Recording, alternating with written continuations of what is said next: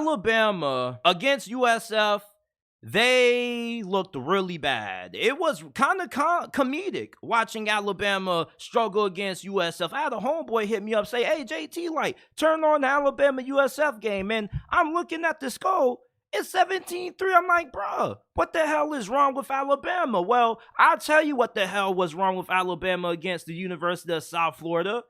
They had no damn quarterback. Tyler Buchner, they had the nerve to start that fool, and he played just as bad as what we expected him. 5 of 14, 34 passing yards, and you see he wasn't in the game for too long until they put Ty Simpson in. And Ty Simpson, I mean, he didn't really do anything also.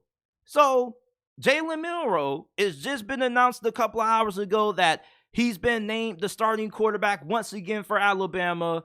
There's not really a good explanation for why he didn't play last week.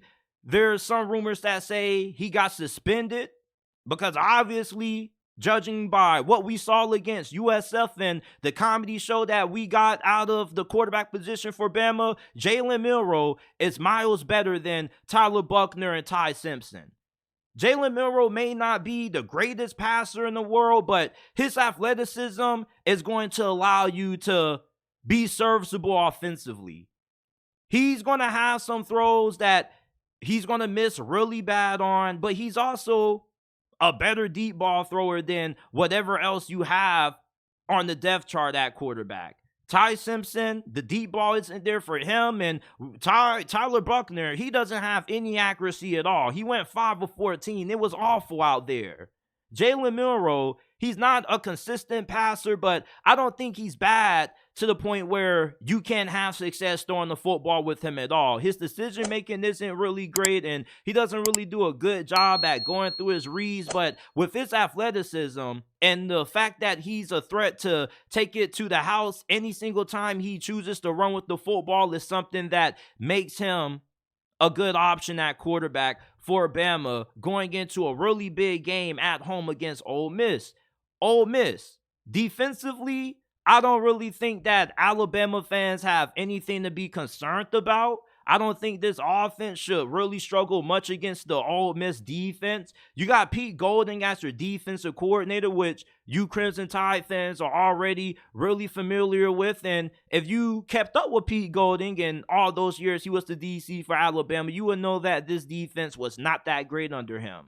Jalen Milroe, I think that he could have a big day on the ground against that Ole Miss defense. And if Tommy Rees does a better job of incorporating his athletic ability into this game, Alabama's offense should do a lot of damage on the ground, and they should be able to play the style of football that Nick Saban wants to play. Nick Saban isn't trying to air the football out anymore like he has done in the past with Mac Jones, Tua Tagovailoa, and Bryce Young. He's trying to get back to the basics, which is old school smash mouth football and taking a lot of time off the clock and being a more physical team than you.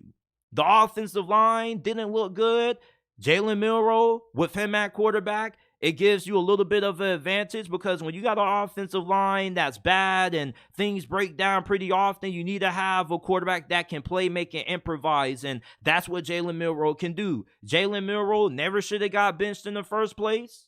Maybe he got suspended. Maybe he didn't. I don't know. But against Ole Miss, he definitely gives Alabama the best chance to win compared to Tyler Buchner and Ty Simpson. And I believe that Alabama is going to beat Ole Miss. It may be a pretty close game, but Ole Miss offensively, they may put up a lot of points on Alabama's defense. Well, I won't say a lot of points, but I think there's a chance that they may get to the mid or high 20s in this game. Ole Miss offensively, they're really good. They got a good offensive line. You look at Jackson Dart, who beat out Spencer Sanders for the starting quarterback job. He's been playing really well. They got a really good group of wide receivers. You got Quinshon Judkins, who is the best running back in college football, in my opinion. Ole Miss has a really stacked offense, but defensively, I could see Alabama being able to execute that ball control offense that Nick Saban wanted to implement. Ole Miss, I think their offense may give Alabama's defense some trouble, but defensively, I don't expect them to be able to slow down Alabama with Jalen Milroe at quarterback. He may have some struggles. He may have an interception or two, but when it comes to his ability to generate big plays on the ground, I don't think Ole Miss is going to be able to prepare for that. This dude is a really good athlete. And against Texas, he didn't even play that bad. I mean, he didn't play great. He definitely did cost them the game, but he also made some plays that kept him in the game. He threw a big touchdown that made it a one-possession game at one point. You know, he wasn't bad, and he played great against Middle Tennessee State. It's Middle Tennessee State, but he probably could have did similar what he did against Middle Tennessee State against USF. I mean, Tyler Buchner and Ty Simpson struggled against USF with having 5 and 4 stars around them.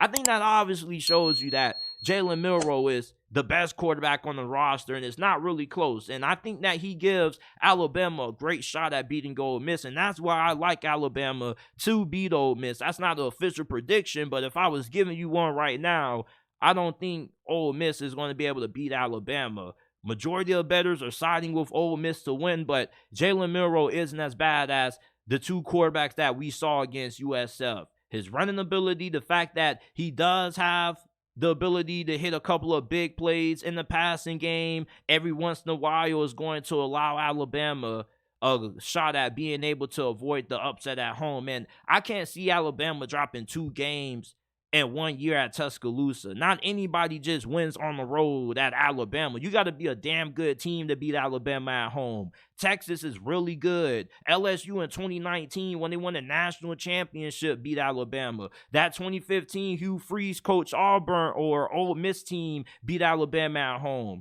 To beat Alabama, you got to have a great team, and Ole Miss, they got a solid team, but I don't think they got a good enough defense to be able to really give Alabama's offense anything that they really have to worry about. Yeah, throwing the football probably will be ill-advised, but I don't think Ole Miss is going to be able to stop the ground game of Alabama. I don't think they have the guys up front on that front seven to be able to slow down this rushing attack. Alabama's offensive line played bad, but I think they should bounce back against Ole Miss.